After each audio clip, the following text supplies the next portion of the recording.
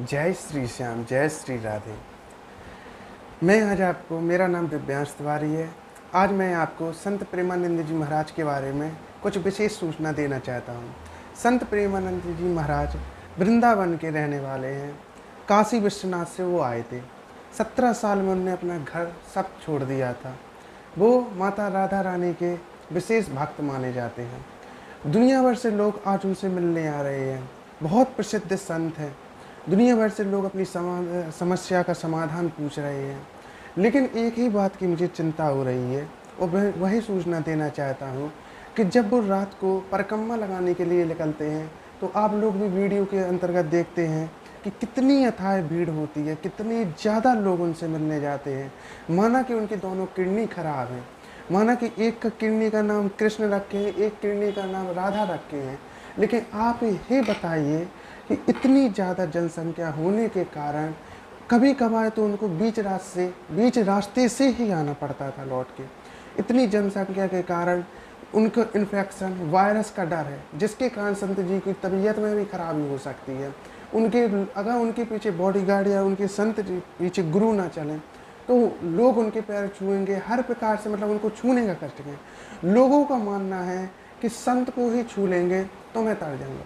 ये मानता हूँ कि संत की भगवान से ज़्यादा संत को महत्व दिया गया है, लेकिन लोग कर्म करना और परिश्रम करना नहीं जानते हैं। आज वृंदावन में वो आते हैं, वृंदावन में वो रात को परिक्रमा नहीं लगा पाते। इतनी जनता उनके साथ चलती है कि कभी कभार उन्हें बीच रास्ते से आना पड़ता है। लेकिन इससे यह अर्थात यह होता है, कभी कभार वो लोग रोड सजा देते हैं, इतना सारा रोड सजाते हैं कि लोगों को आना ही वहाँ पर मुश्किल पड़ता है। दूसरे यात्री परिक्रमा नहीं लगाते, उनको रोकते हैं और उनको खड़ा करते हैं, जब तक संत जी ना निकल जाए यहाँ से नहीं जाना। और दूसरे आदमी वहाँ पर परिक्रमा भी नहीं लगा पाते हैं। संत जी को भी काफ़ी परेशानियाँ होती हैं। इसलिए मेरा तो यही अनुरोध है आप लोगों से कि कृपया करके उनके दर्शन करने जाएं, उनके आश्रम जाएं, वहाँ दर्शन करें, उनके परिक्रमा में उनके साथ चलें। लेकिन उन्हें छूना और हड़कंप मचाना, भीड़ भाड़ मत करना, ये सब चीज़ें रोकिए। आप परिश्रम करिए। जिस तरीक़ा से उनने राधा रानी को पाया तो उनने कुछ ऐसा किया होगा ना कि उन्होंने राधा रानी को पाया है। आज लोग, हम हैं, आप लोग हैं, सब लोग यही जानते हैं कि बस दूसरे संत को देखा तो बस उसके पीछे पीछे चलना चाहिए। ये तो अपन भी तो कर सकते। हम इंसान हैं, आप इंसान हैं, अपन को भी भगवान ने नर शरीर धारण करने के दिया है, उनको भी दिया है। उनने ऐसा परिश्रम किया होगा जिसका उनने प्रभु की साक्षात माता राधा रानी की साक्षात कृपा कर ली है। आज जैसे कि आप देखते हैं, मैं छतरपुर का रहने वाला हूँ।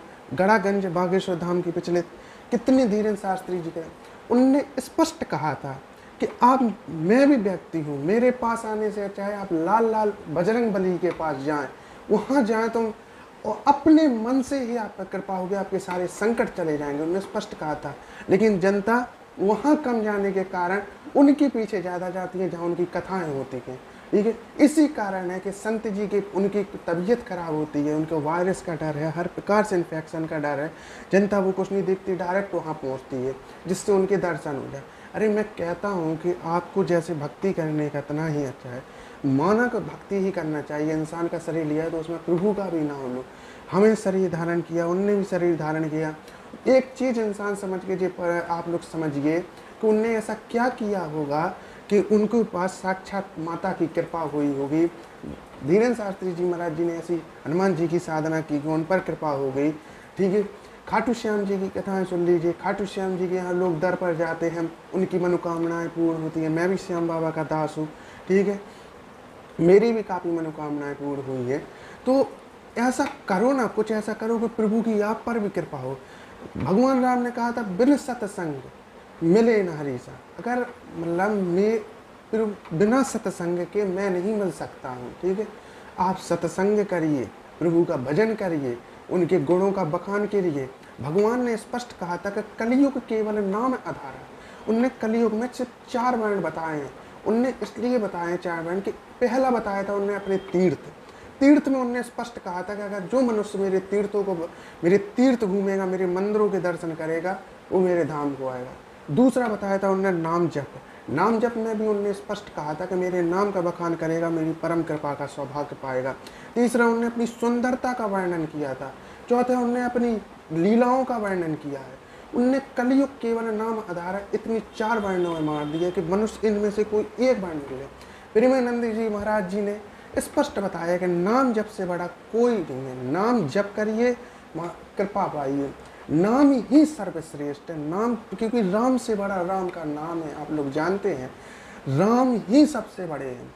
ठीक है, आप चाहे श्याम बाबा को पूजिए, चाहे राधा मैया को पूजिए, चाहे कृष्ण प्रभु को पूजिए, चाहे उमा शंकर प्रभु को पूजिए, चाहे राधा कृष्ण को पूजिए, किसी की भी आप पूजा करिए, सब एक ही है, सब ही एक हैं। एक में किसी का नाम पाओ, जाना एक ही जगह है। इसलिए आप लोग कुछ कर्म करें, कुछ मेहनत करें, आप लोग भी नाम जप करें, भगवान की आप भी साक्षात कृपा पाएं।